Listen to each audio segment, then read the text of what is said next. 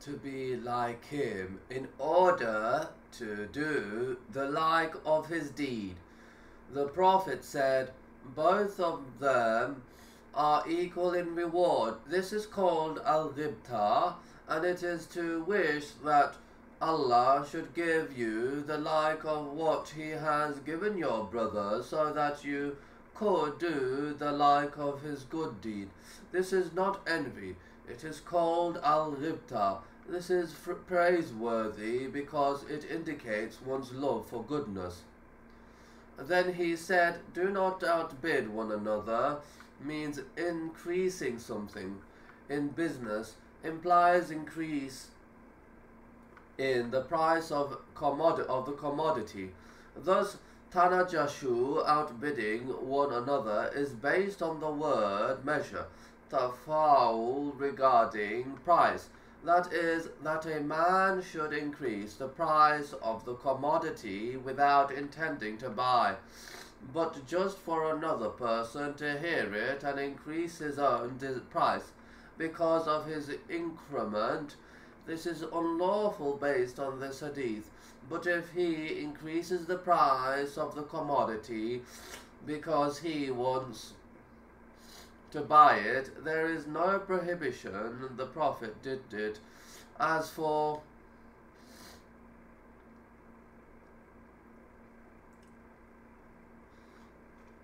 him increasing the price without intending to buy it, he rather only intends to raise its price because he is a partner to the seller or a friend to him or the like of that.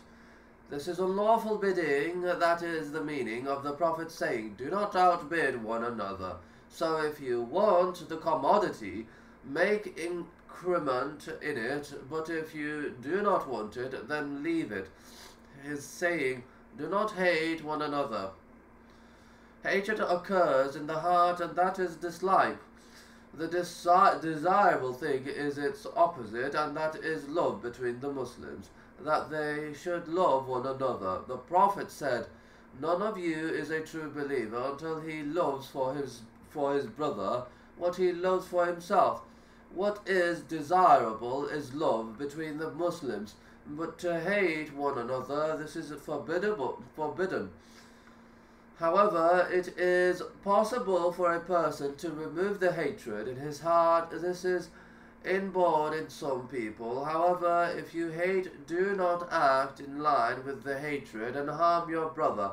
If you discover hatred in your heart, repel it by remembering the love and goodness that should be between the Muslims. Do not act on the hatred, nor execute it or display it.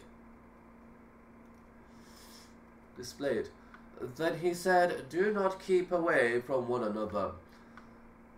Mudabara is turning away, a group turning away from another. The required of you is for you to meet your brother cheerfully and happily, but for you to keep away from him and turn away from him, showing him your back. Such indicates evil unless when that itself entails good.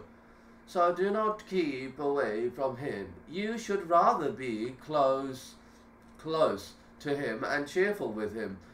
His saying, and no one should interfere in the transaction of another.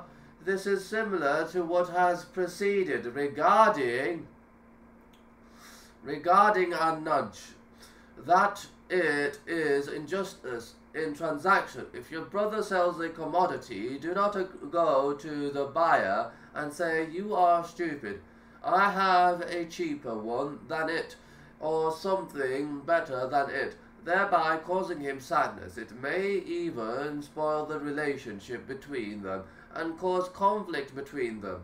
And then then he begins to request for revocation, especially if it is a choice-based transaction. The Prophet stated in a hadith that, leave the people, Allah will provide for some of them from others. Likewise is buying upon someone else's purchase whereby someone buys a commodity and you consider it to be good and cheap. Then you go to the seller and say to him, "You are stupid in your transaction. And there was option of choice in the transaction. I will buy it from you more than so and so bought it from you." Revoke the transaction. Such is not permissible because it is transaction on the right of a Muslim, unless the seller seeks for your advice. Then give him the advice sincerely as you deem right. But as long as he did not seek for your advice, do not intrude. This is because it would cause harm to your Muslim brother, whether the seller or buyer. Afterwards he said, "You should be slaves of Allah, brothers to one another." This shows that these issues affect brotherhood. If we eschew them, we would become brothers. Allah, the Mighty and Supreme, said, "The believers are nothing else than brothers in Islamic religion." That is, brothers in the religion and not in lineage. Brotherhood of faith is stronger than that of lineage. So a disbeliever is your enemy, even if he is your brother in lineage.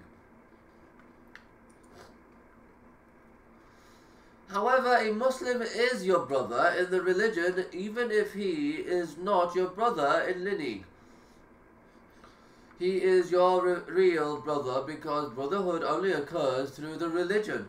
As for brotherhood of lineage, such could result to ethnic loyalty among the people.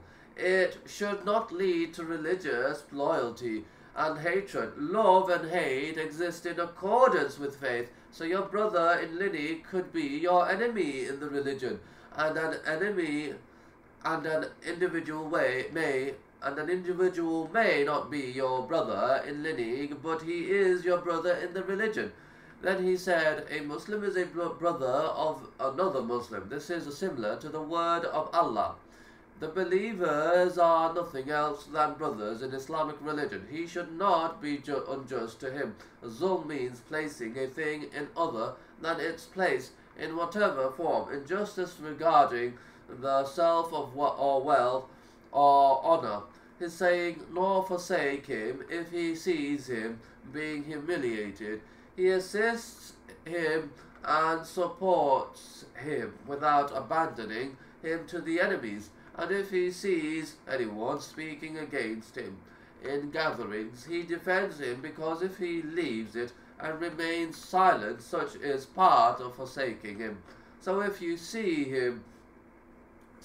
your brother being oppressed, you should aid him and prevent the oppression from him through any means. The Prophet said, "Assist your brother, whether he is an oppressor or the oppressed." Then a man said, "O Messenger of Allah, I will help him if he is oppressed, but how do I help him if he is an oppressor?" He replied,